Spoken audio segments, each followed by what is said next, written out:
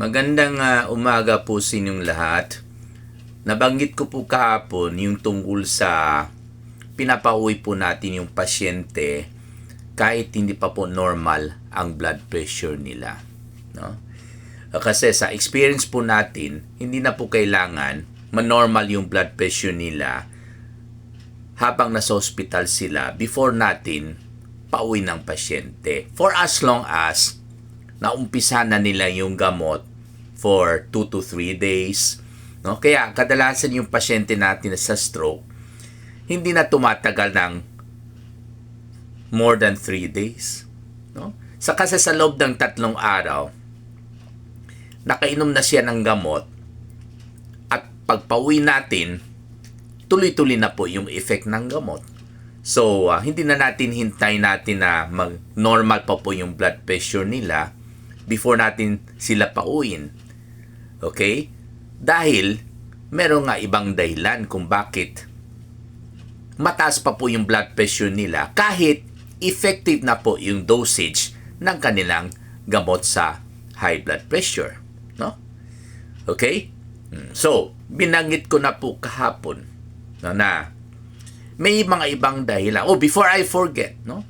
Bukod sa dapat nakainom na po sila ng gamot for 2 to 3 days sa hospital, no? Kasi mahirap pa uwi na isang araw lang na inom nila yung gamot. Minsan wala pa pang masyadong effect, no? Pero pag 2 to 3 days ng gamot sa high blood pressure, maaaring may effect na po yan. Bukod dyan, kailangan pag may stroke sila, hindi po lumalala yung stroke nila sa hospital. Kasi pag lumalala, kahit normal na po yung blood pressure nila, hindi po natin pwede pauwiin yan. Or, yung kanilang disability dahil sa stroke ay stable na po. Ibig sabihin, okay, yung paghihina nila ay hindi na lalong humina, no? For at least 24 hours. Kaya pinapauwi ko na talaga yung pasyente usually after 3 days, no?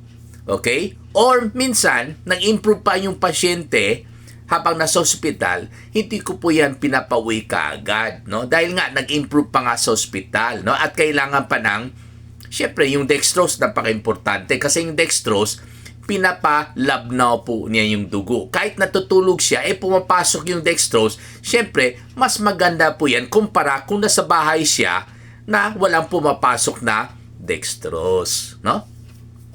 Okay, so, madalas po, ang mga pasyente natin, pag bumalik sa clinic, ang kanilang blood pressure ay normal na po, 120/80. Kahit alam ko na yung blood pressure nila nung nasa hospital sila at pinapauwi ko yung araw na yun na umuwi sila, mataas pa po, 140/90 or 150/100. Bakit?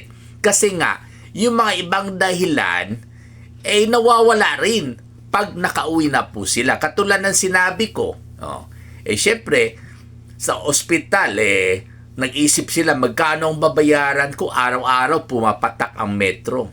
So, yun pa lang, yun ang nagpapaakyat ng blood pressure dahil sa adrenaline na lumalabas sa adrenal gland tuwing nagwo-worry po yung pasyente.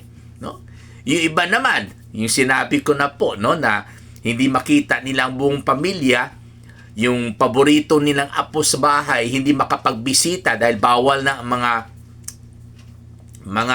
mga bata sa ospital, no? Tumataas yung BP nila. Pag uwi nila, nakita na nila yung apo nila, abang sayang-saya, yung BP nila, bumababa dahil yung adrenaline rin nila, bumababa rin. No? Yung paglabas ng ospital, syempre, tumigil na po yung metro. Kahit nag-utang sila ng pera, at least alam niya na, hindi na pumapatak yung metro, nasa bahay na siya.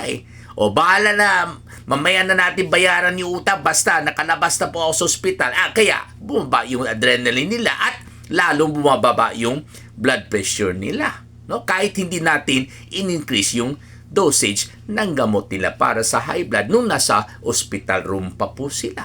No? Yung iba naman, dahil sa swero, syempre, hindi makapagkilos ng maayos. Magpunta sa CR, naiirita kasi nga, paano sila magpunas ng puwet? Sorry kung kumakain pa kayo ng hapunan Paano sila magpunas ng puwet? Yung swero nasa kanan ng kamay. Yun pa rin, yun pa nga ang ginagamit nila pagpunas ng puwet, di ba? Yung iba nga masungit yung nurse. Kahit maganda yung nurse, pero pag masungit, ako, nag-aburido ang mga pasyente, tumataas lalo yung BP. Di ba? Ano pa? Ano pa mga ibang dahilan? Titinan ko nga. At saka isa pa, dahil po nasa ospital sila at palagi nakahiga, okay, hindi masyado nila ginagamit yung muscles nila. Okay? Kasi, sa paghiga, syempre, ang muscles, nakahiga rin.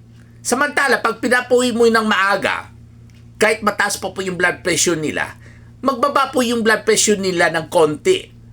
Pag nag-umpisa na sila maglakad ng lakad sa bahay. Kasi po, habang naglalakad at ginagamit po natin yung muscles natin, yung mga blood vessels ng muscles ay bumubukas yan. Kaya yung blood nasa sentro ng katawan ay nag-spread, okay, sa lahat ng muscles. Kaya, bumababa ang blood pressure nila. Kasi, ang central circulation nila ay nabawasan in favor of peripheral circulation dahil nga pumupunta na po yung dugo sa mga muscles nila. At alam na po natin, pagkuha ng blood pressure natin, mas nagre-reflect ito sa central circulation. Okay?